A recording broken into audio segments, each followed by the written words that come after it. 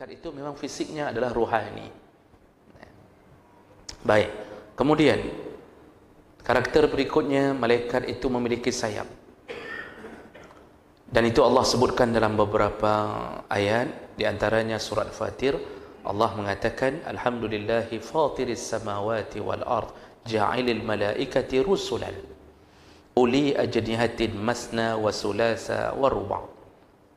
Segala puji bagi Allah yang telah menciptakan langit dan bumi dan menjadikan malaikat sebagai utusan, yang malaikat itu uli ajnihatin, punya sayap. Ada yang sayapnya masna, 2, wa sulasa, ada yang 3, wa ruba', ada yang 4. Jadi bahasa masna wa sulasa wa ruba' itu bukan hanya masalah poligami. Jadi jangan begitu dengar masna wa sulasa wa ruba' langsung teringatnya ke poligami, tidak. Ketika Allah membahasakan malaikat, Allah juga menyebutkan malaikat itu ada yang punya 2 sayap, ada yang punya 3 sayap, ada yang punya 4 sayap, dan itu minimal yang Allah buat untuk malaikat. Kalau Jibril, Rasulullah yang telah melihat langsung ketika Jibril turun dengan bentuk asli menyampaikan wahyu pertama, Rasulullah kemudian menggambarkan bentuknya dalam hadis riwayat Ibnu Majah, Abu Daud, Tirmizi dengan derajat yang sahih. Kata Rasulullah, lahu 600 junahin kullu junahin minha qad saddal ufuq. Jibril itu punya 600 sayap dan setiap sayap dapat menutupi ufuk barat dan ufuk timur. Satu sayap dia buka, tertutup ufuk barat, ufuk timur. Jadi bumi ini di dalam satu sayap Jibril. Itu belum 590 sayap, 599 sayap yang lain. Jadi 600 sayap. Kalau sayapnya saja 600, bagaimana bentuknya, Pak? Itu Jibril alaihi salam. Makanya tadi disebutkan Allah ingin menampakkan kekuasaannya. Kalau malaikatnya saja menakjubkan kita, bagaimana bentuk Allah Subhanahu wa taala? Makanya ketika Allah datang ke surga, menyapa penduduk surga, salam, kata Allah, selamat wahai yang telah masuk surga. Kan bahasanya salamun qaulan min rabbir rahim, dapat keselamatan, ucapan keselamatan dari Allah yang maha penyayang. Penduduk surga begitu lihat Allah, lupa dengan surga. Begitu lihat Allah, lupa dengan surga. Bayangkan begitu indahnya makhluknya Jibril, Allah cipta 600 sayap. Dan sayap itu memang digunakan untuk pergerakan. Maka kalau kita belajar ulumul Quran, waktu proses turunnya wahyu, itu yang paling membuat Rasulullah berkeringat dan agak sedikit merasa kesulitan menerima wahyu ketika diawali dengan suara. Jadi sebelum datang wahyu itu ada seperti suara lonceng yang bergemerincing. Nah, para ulama menyebutkan suara itu datang hasil kepakan dari sayap malaikat. Jadi karena kencangnya kepakan membuat Rasulullah berkeringat, tidak sanggup tahan suara yang datang itu. Jadi ini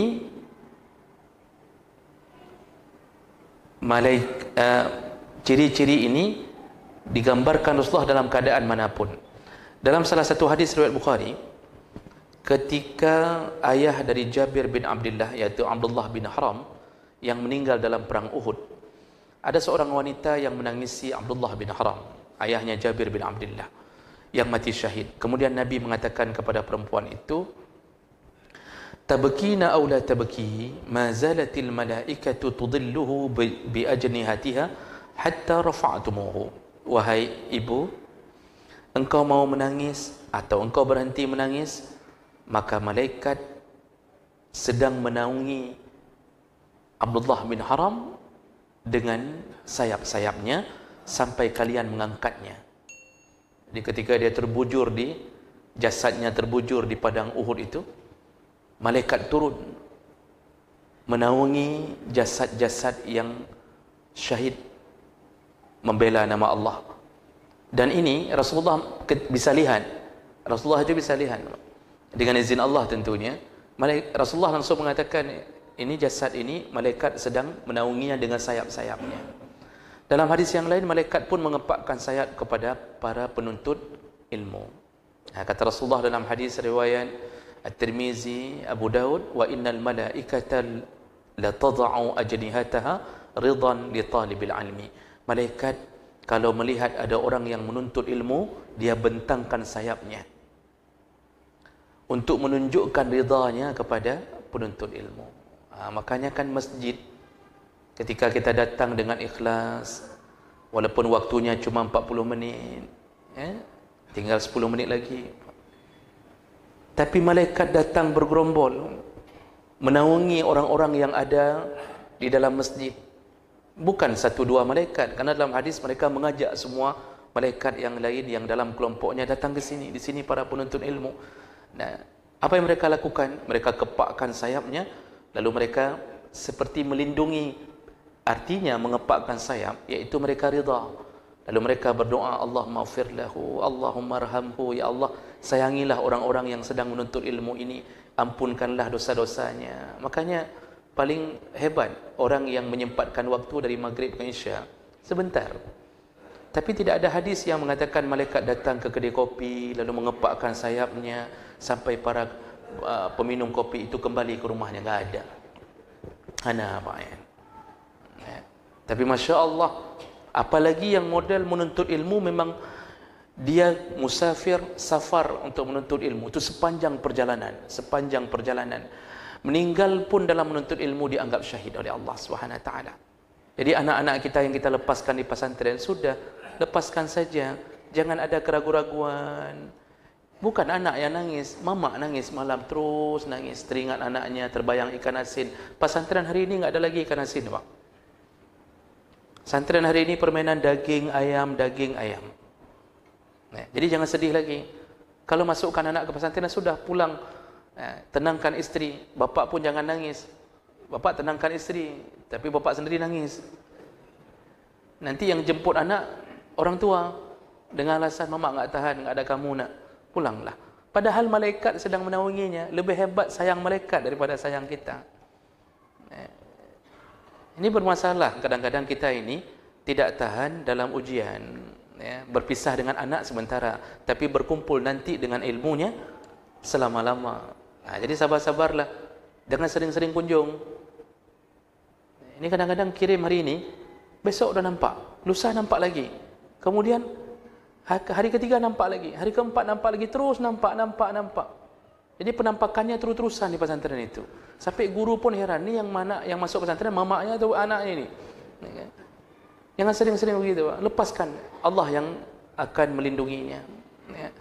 Nah, jemaah mereka Allah Subhanahu wa taala. Kemudian, jadi malaikat punya sayap yang diceritakan oleh Nabi sendiri. Lalu kemudian, tapi begini, jangan bayangkan sayapnya seperti sayap burung, sayap ayam, sayap bebek atau sayap makhluk-makhluk. Tentu berbeda. Dalam tafsir Al-Manar ditegaskan sekali bahawa jangan pernah bayangkan sayap-sayap malaikat seperti sayap makhluk-makhluk yang lain. Dia berbeda, tapi Nabi tidak menceritakan detail bagaimana bentuk sayap-sayapnya. Kemudian malaikat mempunyai tangan. Allah sebutkan dalam surat Al-An'am, wal malaikatu basitu aydihim akhriju anfusakum, ketika malaikat maut mencabut nyawa, lalu dia memukul dengan tangannya sambil berkata, keluarkan nyawamu. Ini kan ketika malaikat mendatangi orang kafir atau yang mati dalam kesyirikan, cara malaikat mencabut nyawa dengan kasar. Jadi ditakut-takuti oleh malaikat. Kalau orang Islam, mukmin, meninggal dalam keadaan taat, cara dicabut dalam hadis riwayat Ahmad, dicabut dengan cepat seperti keluar air dari mulut ceret, kata Nabi. Jadi dicabut dengan cepat, sakit luar biasa. Kenapa harus sakit? Kenapa enggak santai aja? Kenapa Allah enggak buat kita santai, cabut nyawa santai sambil senyum begitu kan, Pak? Sakit, Pak. Itu karena Allah ingin menghabiskan sisa-sisa dosa. Sengaja dibuat sakit supaya menjadi penghabis terakhir sisa dosa bagi seorang mukmin. Namun dicabut nyawa itu walaupun sakit dimudahkan, seperti keluar air dari mulut ceret, terus lancar begitu. Makanya enggak lama itu menggrogornya. Jadi gargarnya, yugargir, bahasa Arabnya juga begitu. Orang Aceh itu ngambil dari bahasa Arab. Grogrong itu gargar, Pak. Cuma karena kita agak unik menyebutkan bahasa Arab, madrasah menasah, kan begitu kan? Jadi si Ismail Mae, begitu kita sebutkan bahasa Arab. Maka menggrogrong itu juga bahasa Arab itu. Sebentar, tidak lama, terus dicabut sebentar, hilang. Pandangan dia mengikuti ruh. Tapi ke orang kafir, malaikat datang memukul, lalu kemudian disuruh keluar nyawa. Bukan dicabut, disuruh keluar. Nyawa mana berani keluar? Karena dia tahu kalau keluar, tamatlah riwayatnya. Hari itulah dia mulai siksa. Di situ membuat rasa takut berlebihan. Maka kematian kafir itu diiringi rasa takut. Diiringi rasa takut. Tapi tidak benar juga kalau ada yang mengatakan sampai terlompat-lompat. Karena waktu SD kita diceritakan kalau Cina mati itu dikurung satu kamar, lalu kemudian dia akan menggelepar sampai ke plafon-plafon, kemudian ranjangnya rusak, ditendang-tendang karena sakitnya. Sanglungnya cerita mendum ya apa, cerita okey mendum itu. Tidak begitu juga. Nah, jadi malaikat itu bahasa Nabi punya tangan. Wallahu a'lam bagaimana bentuk tangannya, wallahu a'lam. Dan juga malaikat punya telinga dan pundak. Dalam hadis riwayat Abu Daud, Rasulullah mengatakan, "Uzina li an uhdisa an malakin minal malaikatillah min hamalatil arsh, innama baina syahmatin uzunihi ila atikihi masirata 700 am." Kata Rasulullah, aku diberi izin untuk menceritakan tentang sesosok malaikat yang bertugas memikul arsh. Sesungguhnya jarak antara ujung telinga dengan bahu adalah 700 tahun perjalanan. Antara telinga malaikat dengan ujung bahunya, kalau kita berapa tahun perjalanan ni, Pak? Pandang dah. Tapi Masya Allah, Nabi mengatakan antara telinga dengan ujung bahu 700 tahun perjalanan. Begitu besarnya. Nanti penduduk neraka akan begitu juga. Dibesarkan oleh Allah Subhanahu Wa Taala. Dibesarkan sehingga Nabi mengatakan antara bahu kanan, ini kiri. Mohon maaf. Antara bahu kanan dengan bahu kiri 500 tahun perjalanan. Gigi penduduk neraka, satu gigi sebesar gunung Uhud. Satu gigi sebesar gunung Uhud. Untuk apa mereka dibesarkan? Biar lemak mendapat siksa. Jadi enak waktu disiksa. Makanya kan kita cubit orang yang berlemak itu enak kan, Pak? Kenapa? Banyak dagingnya. Nah, ini salah satu kuasa Allah. Maka malaikat mudah bagi Allah. Kalau satu ujung telinga ke ujung bahu 700 tahun perjalanan, bagaimana dari bahu ke bahu? Itu malaikat pemikul arasy. Jibril saja tadi satu sayap dibuka, tertutup ufuk barat, ufuk timur. Apa tidak takut Nabi ketika pulang dari Gua Hira? Maka jangan fikir, alah, Nabi itu pun takut. Kita baru ketemu pocong aja udah kayak TBI itu, Pak. Ini Nabi melihat makhluk yang aneh, yang tidak pernah tertangkap oleh panca inderanya selama ini. Apa tidak takut? Untungnya Nabi pulang ditenangkan oleh seorang istri yang begitu bijaksana. Jadi Khadijah enggak ngejar. Tidak mengejar dengan pertanyaan. Khadijah suruh istirahat dulu. Setelah tenang baru ditanya. Kalau kita pulang malam-malam, Pak, dalam keadaan seperti Nabi, istri kita mengatakan apa? Cerita dulu baru aku buka pintu. Nak cerita ile, baru aku buka. Mau hana cerita aku buka. Pingsan kita di depan. Besok saatnya bercerai. Kan begitu ceritanya. Malaikat juga punya mata. Dalam hadis yang sahih, dalam silsilah hadis sahih, Nabi menyebutkan ka'anna 'ainaihi kaukabani durriyani. Malaikat itu punya mata, kedua matanya seperti bintang yang bersinar. Dan malaikat juga bisa menjelma. Ini kekuatan malaikat yang paling hebat. Di antaranya, malaikat bisa menjelma suka-suka malaikat dengan izin Allah. Dan mereka kalau menjelma sempurna, Dan ini Allah gambarkan dalam beberapa ayat, di antaranya kisah Nabi Lut dalam Hud 78 sampai 80, waja'a qaumuhu yur'aun. Jadi ada dua malaikat, singkat ceritanya, dua malaikat datang mengunjungi Nabi Lut. Mohon maaf, tiga malaikat, Jibril, Mikail, Israfil, menjelma jadi manusia sempurna mengunjungi Nabi Lut. Nabi Lut takut sekali. Ini orang menjelma, ini orang gantengnya minta ampun, datang ke rumah Nabi Lut. Apa yang Nabi Lut katakan? Tinggallah di rumahku, jangan keluar. Karena dia tahu kaumnya kalau lihat orang ganteng, habis ni malaikat ni. Tapi Nabi Lut enggak tahu itu malaikat. Kalau tahu malaikat, mana ada Nabi Lut mengatakan tinggal bentang di rumah? Enggak ada. Kalau tahu itu malaikat. Karena dia tidak tahu, Nabi saja tidak tahu kalau malaikat menjelma sempurna. Nah, sampai akhirnya mereka mengatakan sendiri, jangan takut, kami adalah utusan Allah. Barulah Nabi Lut tenang dan akhirnya dihabisi kaum Sodom tersebut. Waktu malaikat mengunjungi Nabi Ibrahim, juga Nabi Ibrahim tidak pernah tahu bahwa itu malaikat. Jadi penjelmaannya sempurna. Waktu Maryam dikunjungi malaikat, tiba-tiba masuk ke ruangannya, yang belum pernah ada laki manapun masuk kecuali pamannya Nabi Zakaria. Maryam pun enggak tahu bahwa itu malaikat. Maka Maryam reaksinya adalah reaksi merasa dia terkejut. Ini kok tiba-tiba ada orang laki masuk ke sini? Nah, lalu diberitahu oleh malaikat bahwa yang datang adalah utusan Allah. Barulah dia tenang. Padahal Maryam sudah biasa dengan kedatangan malaikat mengirimkan buah-buahan. Kan Nabi Zakaria terkejut melihat ada buah-buahan di ruangan Maryam. Itu menunjukkan Maryam sudah terbiasa menghadapi kedatangan. Tapi hari itu dia tidak tahu bahwa itu malaikat, karena menjelma sempurna menjadi manusia. Makanya kadang-kadang kita ini diuji dengan kedatangan orang yang rupanya malaikat. Dia ketuk pintu rumah, dia minta sedikit sedekah di rumah yang pintu pagarnya saja dengan remote. Di garasi ada Pajero, dia ketuk, dia minta 2.000, lalu kita usir. Bisa jadi itu malaikat yang menguji harta kita.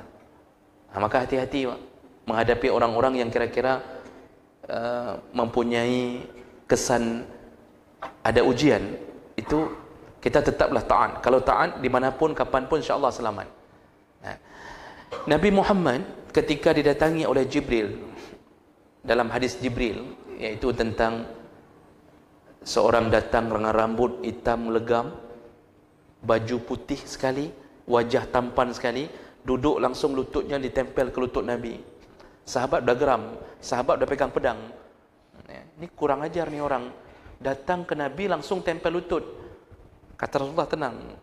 Lalu dia bertanya, sebutkan, kabarkan kepadaku apa itu Islam, kabarkan kepadaku apa itu iman, kabarkan ihsan, kabarkan tanda kiamat. Itu sahabat merahan hati melihat kekurang ajaran versi sahabat, melihat pandangan biasa.